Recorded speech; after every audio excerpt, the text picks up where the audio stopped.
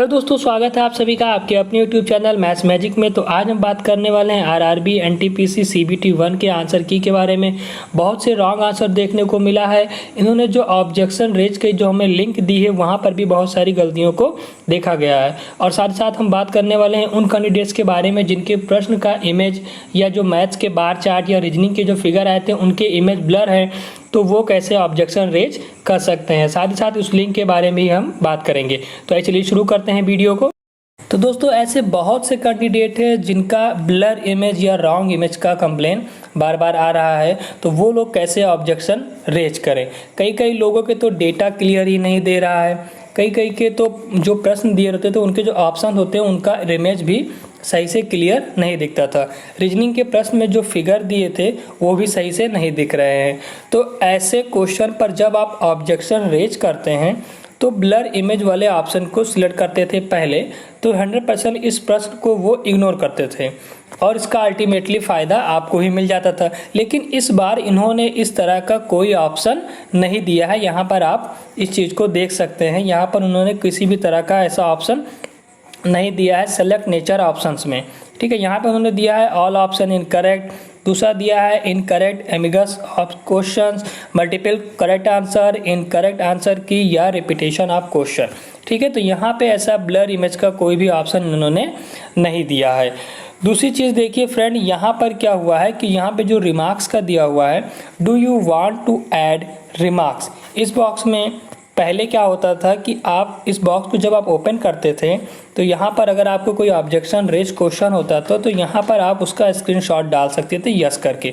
लेकिन अब क्या हुआ है कि अब यहाँ पर केवल आप लिख सकते हैं, वो भी इंग्लिश में। तो स्टूडेंट, ऐसे बहुत से क्वेश्चन होते हैं हमारे मैथ्स के, रीजनिंग के, जिनको हम लिखकर नहीं समझा सकते। उनका हम कोई बुक का रेफरेंस देकर या उस बुक का स्क्रीनशॉट देकर, ठीक है, या उसको सॉल्व कर हम उसको अपलोड कर सकते थे। लेकिन यहाँ पर उन्होंने कोई ऐसा ऑप्शन नहीं दिया है। तो यहाँ पर हम आपसे यही रिक्वेस्ट करेंगे कि आपका जो भी ऑब्जेक्शन है किसी भी क्वेश्चन से रिलेटेड, मैथ्स का या रीजनिंग का, तो यहाँ पर आप उसको अच्छे से इंग्लिश में एक्सप्लेन करके लिख दीजिएगा। अब बात करते हैं कि जिन स्टूडेंट का क्वेश्चन या प्रश्न इमेज ब्लर आया है तो वो क्या करें। तो वो सबसे पहले जाएँ यहाँ सेलेक्ट नेचर ऑफ ऑब्जेक्शन में। यहाँ पर उनके लिए एक ही ऑप्शन बचता है, वो बचता है इनकरेक्ट एमिगस क्वेश्चन के ऑप्शन को सिलेक्ट करना। दोस्तों, यही हमारे पास लास्ट ऑप्शन बनता है जिनका क्वेश्चन या इमेज ब्लर आ गया है।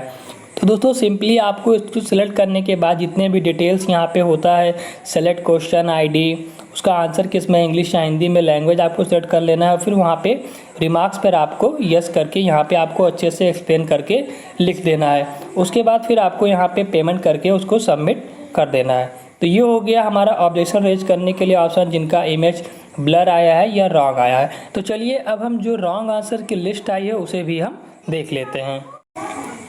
तो दोस्तों, यहाँ पे पहला क्वेश्चन आ गया। क्वेश्चन कह रहा है कि 7 जज A B C D E F and G एक रो में बैठे हुए हैं। तो यहाँ पे कह रहा था इस क्वेश्चन का आंसर जो रेलवे की तरफ से दिया गया है वो ऑप्शन ए बी है, लेकिन बहुत से स्टूडेंट ने इसका आंसर बताया है ऑप्शन नंबर तीसरा यानी कि डी होगा। तो इस क्वेश्चन पर भी आप ऑब्जेक्शन रेज कर सकते हैं। ठीक है, अब एक अगला क्वेश्चन देखते हैं क्या है। क्वेश्चन नंबर नेक्स्ट है, कह रहा है कि रिस्ट रडार इमेजिंग सैटेलाइट का प्रक्षेपण इनमें से किसके द्वारा किया गया था। तो देखिए यहाँ पे जो रेलवे की तरफ से इसका आंसर दिया गया है वो PSLV C48 दिया गया है। लेकिन यहाँ पे हम कह सकते हैं कि यहाँ पे जो इसका आंसर दिया गया है वो गलत है, क्योंकि इसमें से कोई भी इसका आंसर नहीं हो सकता, क्योंकि रीसेट एक ही रडार नहीं है, ये कई भी बहुत से प्रकार का रीसेट होता है और ये अलग अलग व्हीकल से इसको हम अप्लाई करते हैं या इसको छोड़ा जाता है, लॉन्च किया जाता है। तो इसमें से कोई भी आंसर इसका सही ऑप्शन नहीं दिया हुआ है। एक नेक्स्ट क्वेश्चन देखते हैं। अगला क्वेश्चन यहाँ पे दिया हुआ है कि कुतुब मीनार का निर्माण किसने करवाया था।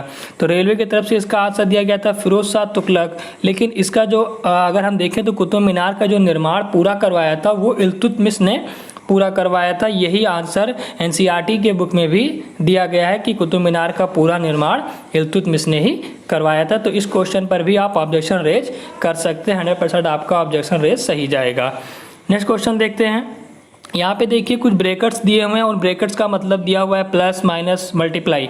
तो अगर इसको सॉल्व करते हैं तो इसका आंसर जो दिया गया है रेलवे की तरफ से वो है 14, लेकिन बहुत से कैंडिडेट ने इसको जब सॉल्व किया तो इसका आंसर आ रहा है ऑप्शन पहला 8वां। तो इस क्वेश्चन पर भी आप ऑब्जेक्शन रेज कर सकते हैं। सभी कैंडिडेट से हम यही रिक्वेस्ट करते हैं कि जिन भी क्वेश्चन पर आपको डाउट हो रहा हो उन क्वेश्चन पर आप ऑब्जेक्शन रेज जरूर करें, जिससे आपको उस नंबर का फ़ायदा मिल सके। तो जैसे ही कुछ और हमें इसके बारे में अपडेट मिलता है ऑब्जेक्शन रेज के बारे में, उस सारे क्वेश्चन को हम आपके सामने जरूर लाएंगे। तो अगर अभी तक आपने मैथमेटिक्स चैनल को सब्सक्राइब नहीं किया है तो प्लीज़ चैनल को सब्सक्राइब कर लें। अगर वीडियो पसंद आ रही है तो वीडियो को लाइक और शेयर करना बिल्कुल ना भूलें। Thank you.